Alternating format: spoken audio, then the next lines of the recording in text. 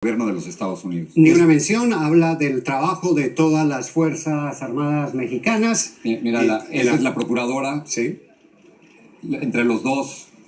Es interesante porque depende también de la Procuraduría Federal de Justicia, el sistema penitenciario en México. Y lo otro, Jorge, un mensaje político. No hay detalles del operativo, de cómo se produjo la captura del Chapo Guzmán, porque obviamente es una búsqueda de... Muchas gracias. Es una búsqueda de alivio político en un momento muy complejo que vive la administración de Peña Nieto, que obviamente esto le da un respiro. Veamos si los periodistas le gritan o le preguntan algo, pero están sentados. A ver. Están para la foto oficial, pero los periodistas siguen sentados. Se oyen solamente las cámaras.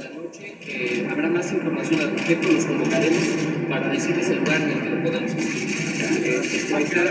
Ahí se acerca uno de los encargados de prensa. El jefe de prensa de Los Pinos. El jefe de prensa. Que va a haber más información. Exacto, en horas de la noche.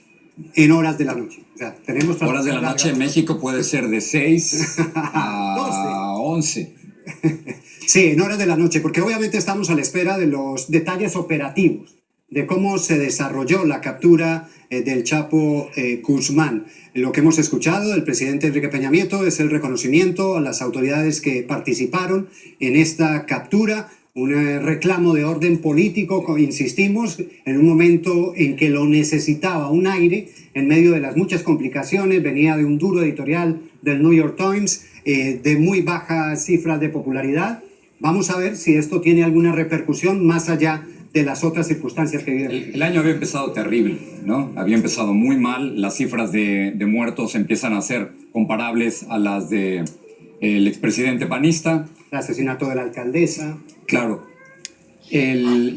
Como tú dices, la editorial del New York Times, durísima, brutal, ¿no? Criticando a Peña Nieto por no dar respuesta, no rendir cuentas respecto a la Casa Blanca, esta mansión de $7 millones, no rendir cuentas sobre la desaparición de 43 estudiantes de Ayotzinapa y el no haber hecho justicia en el caso de Joaquín El Chapo Guzmán, cosa que en este momento, por supuesto, se revierte. Me impresiona la estadística, 98 de 122 criminales ¿sí? arrestados. O sea que la captura del Chapo es como una secuencia de su lucha contra el crimen organizado. Lo que decíamos más temprano, los capos caen, el negocio sigue.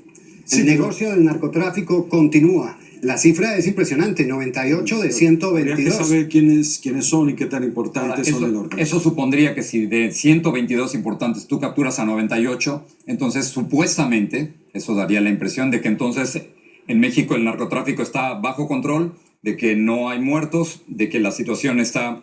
Y esa no es la realidad. La realidad es absolutamente distinta, es decir, si casi el 80% de los principales narcos están detenidos, eso querría decir que la situación en México es de absoluta tranquilidad o de casi absoluta tranquilidad. Ese no es el caso. Es interesante cómo lo presenta Peña Nieto, Gerardo y Félix, porque cuando él era gobernador del Estado de México, la forma en que él gobernaba, mucho más pragmática que otros presidentes mexicanos, él hacía una lista de promesas y luego iba palomeando todas las promesas que hizo.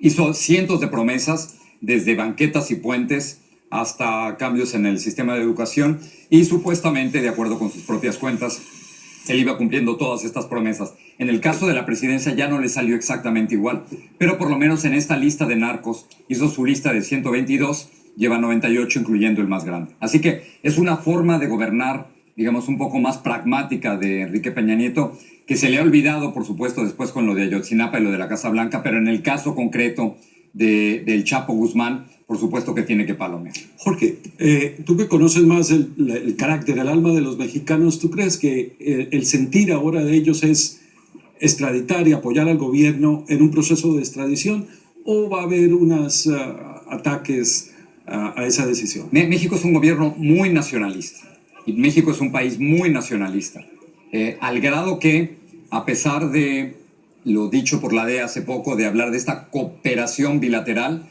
y dentro de unos momentos les hablaremos del comunicado de Loretta Lynch, la fiscal general de los Estados Unidos, quien ha hablado de que la captura del Chapo Guzmán se trata de una cosa sumamente importante. A pesar de eso, Gerardo, el nacionalismo mexicano es tan grande que dudo que pueda haber niveles de cooperación como el que tuvieron ustedes en Colombia recientemente, ¿no? Un plan Colombia, tal y como se realizó y se realiza, es prácticamente imposible en México en estos momentos. En este caso uno pensaría que es una decisión política la que tiene que asumir el gobierno. Así como en México las extradiciones de narcotraficantes tienen antecedentes, pero no son habituales, como ocurría en su momento en Colombia. Pues, recuerdo la primera, que tal vez fue la de Carlos Leder. Carlos Leder lo capturan y el mismo día estaba extraditado. El primer narcotraficante extraditado en el mismo día de la captura fue extraditado a los Estados Unidos. Y lo condenan por más años de lo que permitía la extradición. De lo que permitía la extradición.